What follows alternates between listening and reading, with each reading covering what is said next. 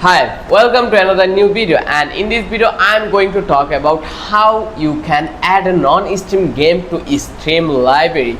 So the process is really simple actually, but we are thinking it is difficult way. That's why sometimes we make or mess up the whole thing. So I'm going to make a quick tutorial on it, how you can add a non-stream game to your stream library. So first of all, you can see you need to install your Steam account on your desktop. This is the application I already installed and I already have an account, as you can see it.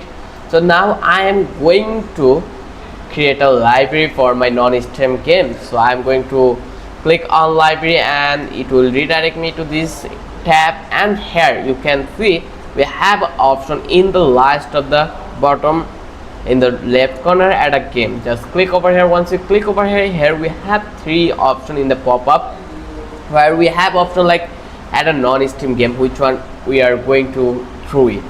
Just click over here, and now if you have any game or install in your desktop or in your application, then you can easily add a non-stream game in your Steam profile. So the process is really simple. I hope you love this video.